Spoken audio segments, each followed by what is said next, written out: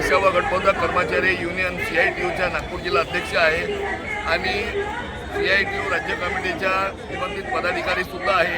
आज या संविधान चौकामध्ये नागपूरच्या मोठ्या संख्येने आशा वर्कर हे मूक आंदोलन करत आहे, म्हणजे तोंडावर मास्क बांधून या देशाचा तिरंगा झेंडा हातामध्ये घेऊन आंदोलन करत आहेत। आणि सर्वांचं म्हणणं हेच आहे की ही आंधळी बहिरी मुखी हे मोदी सरकार आहे, या जनतेचं गाणं ऐकून घ्यायला ती तयार नाही आहे आणि त्यामुळे नारे लावून भाषण देऊन काय अर्थ नाही आहे। म्हणून आम्ही पण या मोदी सरकारला मूक आंदोलनातून इशारा देण्या इच्छितो की नीट पेपर लीक प्रकरणामध्ये धर्मेंद्र प्रधान हा दोषी आहे। 21 विद्यार्थ्यांच्या आत्महत्येमध्ये धर्मेंद्र प्रधान हा दोषी आहे, त्यामुळे धर्मेंद्र प्रधान यांचा राजीनामा घ्यावा।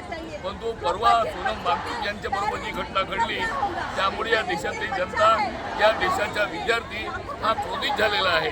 21 दिवसापासून आमरण उपोषणावर बसलेले सोनम वांगचुक जे आहेत त्यांना एका लाचसारखा कपड्यामध्ये बांधून जोर जबरदस्तीने घेऊन गेले आणि त्या आंदोलन दडपण्याच्या पॅरामिलिटरी फोर्स आणि दिल्ली पोलिसांद्वारे प्रयत्न करण्यात आलेला आहे। याचा अर्थ हा जो प्रयत्न जो आहे तो या देशाचे जो गृहमंत्री अमित शहा यांच्या इशाऱ्यावर हे सर्व चालू आहे, हे त्यामध्ये सिद्ध होत आहे।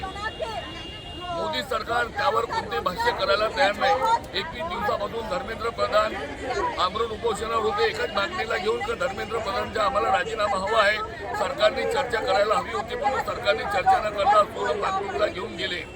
त्यानंतर अभिजित दिपके हे आमरण उपोषणावर बसलेले आहेत। आज संसद मार्चचा कार्यक्रम होता, देशातील लाखो नागरिक आणि लाखो विद्यार्थी हे दिल्लीमध्ये जमले होते, जंतरमध्ये जमले होते, परंतु मार्चची सुरुवात होण्याच्या आधी दिल्ली पोलिसांनी त्यांच्यावर लाठीचार्ज केला आणि आंदोलन थांबवण्याचा त्यांनी प्रयत्न केला।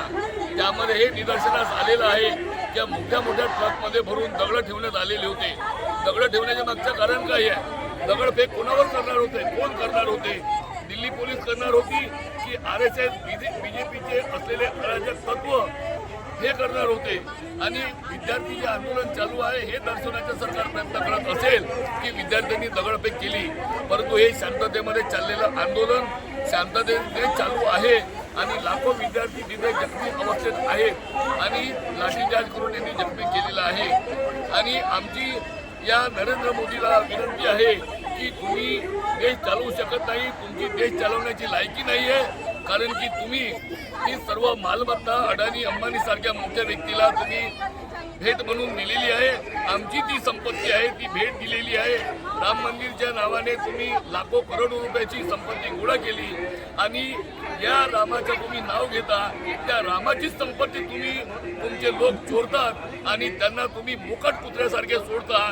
त्यामुळे आम्हाला तुम्ही नको आहे, आम्हाला तुमची सरकार नको आहे, आम्हाला या देशाच्या विद्यार्थ्यांची सरकार हवी आहे, आम्हाला या देशाच्या कामगारांची सरकार हवी आहे, आम्हाला या देशाच्या शेतकऱ्यांची सरकार हवी आहे, शेतमजुरांची सरकार हवी आहे, जे जनमानसाच्या जे भारतीय संविधानानुसार चालेल, जे बाबासाहेबांनी भारतीय संविधान या देशाला दिलेलं आहे, या देशाला जी लोकशाही दिलेली आहे ती लोकशाही पद्धतीने चालवणारे प्रधानमंत्री आम्हाला हवे आहेत। लोकशाही पद्धतीने ही सरकार चालवणारे आम्हाला गृहमंत्री हवे आहेत आणि त्यामुळे मोठ्या संख्येमध्ये आशा वर्कर मूक आंदोलन करत आहेत, आता तिरंगा झेंड्याचे आंदोलन करत आहेत आणि बॅनरद्वारे हे दर्शवण्याचा प्रयत्न करत आहेत की आम्ही या मोदी सरकारचा निषेध करत आहोत। आम्हाला मोदीचा सुद्धा राजीनामा हवा आहे, आम्हाला धर्मेंद्र प्रधानचा राजीनामा हवा आहे। इन्कलाब जिंदाबाद, जिंदाबाद जिंदाबाद। मोदी सरकार इस्तीफा दो, इस्तीफा दो, इस्तीफा दो। मोदी सरकार इस्तीफा दो,